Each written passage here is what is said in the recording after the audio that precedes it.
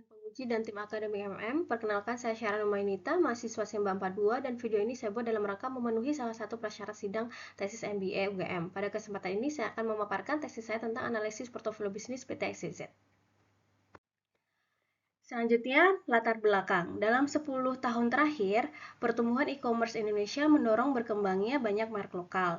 Kondisi ini memunculkan penerapan model house of brand, yaitu perusahaan induk yang mengelola beberapa unit bisnis secara relatif mandiri, namun tetap terintegrasi dalam dukungan tertentu. PT XYZ menjalankan model tersebut seiring bertambahnya kompleksitas portofolio. Perusahaan membutuhkan kerangka pengelolaan yang lebih terstruktur agar keputusan investasi dan dukungan kantor pusat dapat dilakukan secara tepat sasaran, serta untuk meminimalkan risiko kanibalisasi, timpang tindih aktivitas, dan peningkatan beban biaya. Rumusan masalah, PT XYZ tumbuh cepat sebagai house of brand. Dari tahun 2020 sampai 2024 mengakuisisi 25 unit bisnis, namun 18 sudah dialihkan. Karena pertumbuhan pendapatan tidak signifikan, cash flow belum positif, dan kurang selaras secara strategis. Rumusan masalah utamanya yaitu pertama, belum ada kerangka evaluasi portofolio yang sistematis, yang kedua, belum ada pemetaan strategis yang terukur, yang ketiga adalah parenting advantage belum konsisten dan kebutuhan tiap unit berbeda. Selanjutnya, pertanyaan penelitian yaitu untuk menjawab satu, apa posisi setiap unit bisnis PT XYZ pada matriks GE McKinsey. Yang kedua, apa saja faktor sukses kritis dan peluang pengasuhan setiap unit bisnis PT XYZ. Yang ketiga, apakah terdapat kesesuaian pengasuhan antara unit bisnis dan karakteristik PT XYZ. Yang keempat adalah, apa usulan strategi berdasarkan posisi setiap unit bisnis PT XYZ pada matriks GE McKinsey dan parenting Firmetric. Teori penelitian ini berangkat dari strategi korporat, yaitu bagaimana perusahaan multi-unit menetapkan arah jangka panjang dan mengalokasikan sumber daya agar menciptakan nilai pada tingkat portofolio.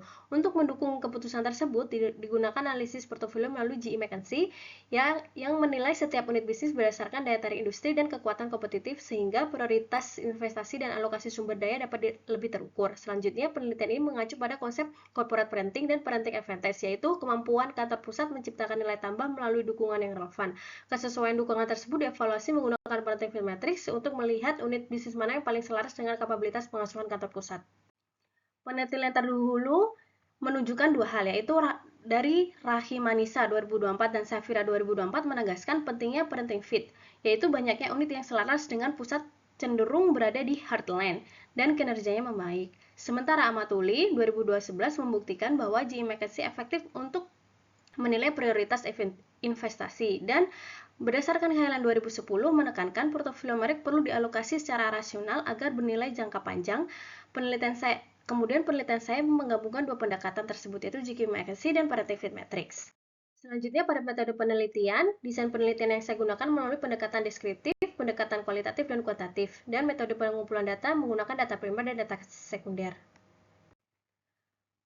Pada metode analisis metrik GE McKinsey, saya gunakan untuk memetakan portofolio PT XYZ melalui dua dimensi utama, yaitu daya tarik industri, eksternal, dan kekuatan kompetitif bisnis internal. Saya tetapkan faktor penilaian pada kuesioner dengan mengacu pada Thomson 2024. Lalu pembobotan dan pemberian skor untuk setiap unit bisnis dilakukan oleh masing-masing brand manager. Selanjutnya, skor tersebut dihitung menjadi skor tertimbang, kemudian dipetakan ke 9 sel McKinsey. Dari posisi tersebutlah saya melakukan analisis strategi dan prioritas investasi pada masing-masing unit bisnis. Untuk parenting Firmetric, saya mulai dengan mengidentifikasi faktor sukses kritis dan peluang pengasuhan pada setiap unit bisnis melalui wawancara mendalam dengan masing-masing brand manager. Faktor-faktor tersebut kemudian diberi bobot sesuai tingkat kepentingannya dengan total bobot 100%. Selanjutnya, saya mengidentifikasi karakteristik pengasuhan PT XYZ sebagai kantor pusat melalui wawancara mendalam dengan Vice President of Finance. Setelah itu dilakukan pemberian skor kesesuaian antara faktor sukses kritis dan peluang pengasuhan terhadap karakteristik pengasuhan PT XYZ. Skor tersebut dihitung menjadi nilai tertimbang, lalu dipetakan ke parenting Firmetric untuk menentukan posisi setiap unit bisnis dan menjadi strategi serta rekomendasi. Pada profil perusahaan, PT XYZ merupakan perusahaan house of brand digital di Asia Tenggara, didirikan pada 2020 oleh mantan CMO Lazada dan kantor pusat di Jakarta. Visinya adalah mengangkat potensi pendiri merek lokal dan memperkuat ekosistem retail digital di Indonesia. Dan misinya adalah mempercepat pertumbuhan bisnis lokal melalui dukungan modal, akses teknologi, dan tim ahli lintas fungsi. 4 unit bisnis yang diteliti dalam analisis portofolio bisnis XYZ adalah Luma, yaitu pada kategori kosmetik, yang kedua adalah Bara, pakaian, fashion pada kategori Mom and Kids, dan Sena adalah essential oil dan personal care pada kategori Mom and Kids dan emerging brand. yaitu pengelompokan dari Nafa, Nila, Kira, dan Farah, yaitu di mana masih pada tahap pertumbuhan menengah diproyeksikan sebagai pilar pertumbuhan jangka menengah panjang. Pada faktor pengukuran GI Vacancy Matrix, saya mengadopsi pada Thomson 2024. Pada indikator pengukuran daya tarik industri terdapat 7, yaitu ukuran pasar relatif dan tingkat pertumbuhan pasar, intensitas persaingan industri, peluang dan ancaman eksternal, potensi sinergi antar unit bisnis dalam PT XYZ, kebutuhan dan kesesuaian sumber daya, faktor sosial, politik, regulasi, dan lingkungan, profitabilitas industri. Dan sedangkan pada indikator pengukuran kekuatan kompetitif bisnis terdapat 8, yaitu pangsa pasar relatif terhadap pesaing utama, struktur biaya terhadap biaya pesaing, atribut dan nilai produk, citra merek dan reputasi pasar, keunggulan kompetitif terhadap pelanggan dan pemasok, kapabilitas utama unit bisnis, dan kesesuaian strategi antar unit bisnis, dan yang terakhir profitabilitas relatif terhadap pesaing. Next, berikut ini hasil dari pemetaan posisi unit bisnis GE McKinsey. Dalam slide ini saya memetakan 4 unit bisnis PT XYZ menggunakan matriks GE McKinsey, yaitu sumbu X menunjukkan daya tarik industri, semakin ke atas semakin menarik, sedangkan sumbu X menunjukkan kekuatan kompetitif, yaitu di mana semakin kiri semakin kuat. Di sebelah kiri tabel menunjukkan skor tertimbang dari indikator-indikator yang digunakan mengacu pada Thomson 2024 yang kemudian menghasilkan skor total untuk setiap unit bisnis. Hasilnya, Bara berada di kuadran 4, yaitu selective growth, karena industrinya cukup menarik dan posisi kompetitifnya paling kuat dengan skor 5,9 dan 6,85, sehingga masuk ke prioritas investasi yang lebih tinggi. Sementara Luma, Sena, dan Emerging Brand berada di kuadran 5, selectivity, yang artinya masih menengah, perlu investasi yang selektif, fokus di area yang paling menghasilkan. Terakhir, ukuran lingkaran menunjukkan kontribusi pendapatan. Luma paling besar sekitar 34%, lalu Bara 27%, Sena 18%, Emerging Brand 11%. Jadi, slide ini membantu melihat siapa yang paling besar kontribusinya dan siapa yang paling layak dipacu lebih agresif berdasarkan posisi strateginya. Selanjutnya di sini menganalisis kesesuaian pengasuhan dari karakteristik pengasuhan PT XYZ. Di sini saya jelaskan adalah gaya orang tuanya PT XYZ tersebut. Dari wawancara dengan Vice President of Finance sebagai perwakilan pusat, karakteristik PT XYZ itu yang pertama adalah growth driven, yaitu di mana unit dinilai dari potensi scale up. Yang kedua adalah hybrid, keuangan terpusat tapi operasional banyak otonominya untuk masing-masing unit bisnis. Yang ketiga adalah share service yang kuat di back office seperti finance dan legal. Yang kelima adalah otonomi itu berbasis performa, yaitu unit yang stabil lebih independen, yang belum stabil lebih intensif didampingi. Selanjutnya adalah pemetaan posisi unit bisnis parenting fit matrix. Hasil pentingnya adalah semua unit bisnis berada di area heartland. Artinya, secara umum PT XYZ memiliki kesesuaian yang tinggi dalam mengasuh unit-unit bisnisnya di mana kompetensi kantor pusat relevan, sehingga peluang penciptaan nilai parenting advantage itu nyata, bukan hanya sekedar teori. Walaupun beberapa unit berada di kuadran 5 pada GE McKinsey, tetapi karena fitnya tinggi, unit tersebut tetap layak dipertahankan dengan strategi yang tepat. Selanjutnya adalah pembahasan mengenai hasil dari masing-masing unit bisnis. Yang pertama adalah bisnis Luna. Untuk Luma, hasil GE McKinsey menempatkan Luma di kuadran 5, yaitu selectivity, dengan skor daya tarik industri 4,85 dan kekuatan kompetitif 4,52. Artinya, industrinya masih menarik, tapi posisi kompetitif Luma berada di level menengah. Jadi, pendekatannya bukan ekspansi agresif. Strategi yang tepat adalah investasi selektif, yaitu memilih produk, segmen, dan kanal yang paling tepat untuk menjaga profitabilitas dan ketahanan kerja. Di Parenting Fit Matrix, Luma berada di headline, berarti kapabilitas kantor pusat PT XYZ relatif relevan atau selaras dengan kebutuhan sukses Luma. Jadi, dukungan pusat bukan sekedar kontrol, tapi benar-benar punya ruang untuk menciptakan nilai. Dari kombinasi antara GE McKinsey dan Parenting Fit Matrix, yaitu prioritas menengah tapi parenting fit tinggi, ini membuat Luma ideal untuk diposisikan sebagai anchor brand. Tetap jadi kontributor utama, namun penguatannya dilakukan terarah. Contoh nyata yang mendukung logika ini adalah setelah akuisisi, kontribusi kanal luring meningkat signifikan lebih dari 50% sejak tahun 2023, yang menunjukkan parenting mampu mengubah struktur kanal dan memperkuat relationship bisnis.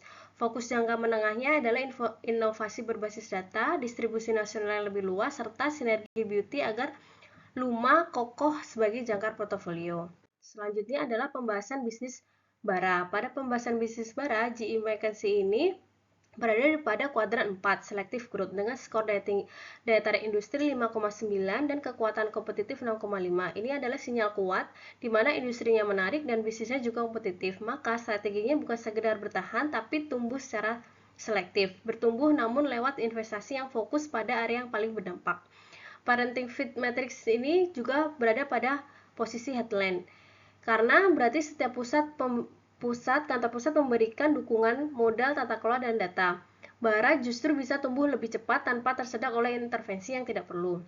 Pada kombinasi keduanya antara GI dan Parenting Fit Matrix, Bara layak menjadi growth engine PT XYZ. Indikator kekuatan pasar juga terlihat dari kepercayaan pelanggan, misalnya dari 1,1 juta ulasan dengan rating 4,9/5 di Shopee. Tantangannya bukan pada apakah Bara layak tumbuh, tetapi bagaimana tumbuh tanpa chaos. Maka fokus implementasinya adalah penguatan SOP berbasis pembelajaran, disiplin KPI operasional, efisiensi rantai pasok, dan perluasan distribusi yang terukur agar scaling tetap rapi dan konsisten.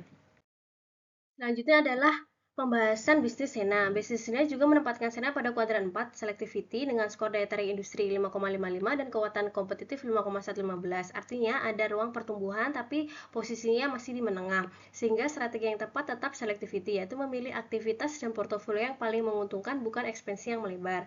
Pada Parenting Matrix, Sena berada di posisi headline. Ini menunjukkan kantor pusat punya kapabilitas yang relevan untuk memperkuat Sena, terutama pada area yang memang sering menjadi titik lemah FMCG berbasis kanal, yaitu disiplin data, proses, dan supply. Selanjutnya, kombinasi GE dan Parenting menempatkan pada protes menengah tapi fit tinggi. Berarti Sena seharusnya dipertahankan dan diperkuat secara disiplin. Ada 3 penekanan utama, yaitu yang pertama menyeimbangkan kontribusi agar tidak terlalu bergantung pada minyak esensial dan memperkuat kategori personal care baby and kids. Yang kedua adalah mengurangi risiko operasional lewat multi supplier atau multi maklon. Yang ketiga adalah memperkuat akurasi kinerja lewat integrasi ERP agar promosi, persediaan, dan margin tercatat lebih presisi. Jadi arahnya bukan tumbuh cepat melainkan tumbuh terukur sambil menjaga margin. Selanjutnya adalah hasil dari pembahasan emerging brand. Kelompok emerging brand berada di kuadran 5, selectivity dengan skor tarik industri 5,81 dan kekuatan kompetitif 5,14. Artinya potensi industrinya ada, tapi kekuatan unit-unitnya masih pada tahap penguatan. Maka strategi yang tepat adalah investasi selektif, dipilih pada unit dan inisiatif yang paling menjanjikan. Pada Parenting Fit Matrix, emerging brand juga berada pada headline. Ini berarti kantor pusat sebenarnya punya peluang besar untuk menciptakan nilai, terutama lewat digitalisasi sistem keuangan, konsolidasi pengadaan, dan standarisasi proses. Karena unit-unit kecil cenderung paling terbantu oleh kapabilitas share service. Kombinasi dari GE dan Parenting Fit yaitu emerging brand ideal sebagai portofolio pertumbuhan sekaligus ruang inovasi, tapi dengan disiplin biaya. Penekanannya berada pada efisiensi operasional dan pengendalian persediaan, terutama untuk unit yang menghadapi tekanan HPP dan rotasi persediaan. Penajaman positioning agar tidak tenggelam di pasar yang padat, dan penguatan multi-channel seperti D2C untuk mengurangi ketergantungan pada marketplace sekaligus membangun data pelanggan. Jadi, emerging brand tidak didorong ekspansi luas, tapi diarahkan untuk menjadi pertumbuhan yang stabil, bertahap, terukur, semakin rapi. Kesimpulannya adalah, pada GE Macancy, hanya barang yang berada pada posisi selective growth, sedangkan Luma, Sena, dan emerging brand pada selectivity. Dengan Parenting Fit, semua berada di headline. Jadi, simpulan utamanya bukan mana yang bagus, mana yang jelek, tapi portofolio XYZ secara umum cocok dengan kemampuan kantor pusat, sehingga strategi yang tepat ada diferensiasi pengasuhan, di mana bara dipacu, yang lainnya diperkuat selektif. Pada implikasi praktisnya, hasil ini bisa jadi dasar prioritas alokasi sumber daya. Luma dan Bara dipertahankan sebagai unit inti, Sena diperkuat kapabilitas dan efisiensi, emerging bank dikembangkan bertahap lewat penguatan fondasi dan kanal langsung. Implikasi teoritisnya yaitu penelitian ini menguatkan gagasan bahwa strategi portofolio akan lebih kuat kalau digabung dengan Parenting Fit, karena keputusan korporat bukan hanya market attractiveness, tapi juga value added dari kantor pusat. Keterbatasan dan saran pada penelitian saya ini yaitu analisis portofolio bisnis PT XYZ adalah pada keterbatasannya, waktu dan wawancara terbatas sehingga perlu follow up. Data dan keuangan internal belum diaudit dan belum ada neraca per unit sehingga analisis rasio seperti ROA, ROI belum bisa dilakukan secara komprehensif. Saran saya adalah Luma dan Bara tetap menjadi motor, tapi perkuat sinergi, data, dan distribusi, sedangkan Sina memperkuat supply chain, ERP, dan efektivitas promosi.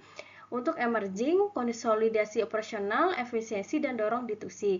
Di level portofolio, integrasi data keuangan, standarisasi proses, dan evaluasi berkala berbasis data. Demikian pemaparan singkat tesis saya. Terima kasih atas waktu dan perhatian Bapak dan Ibu. Saya siap untuk menerima masukan arahan lebih lanjut. Terima kasih.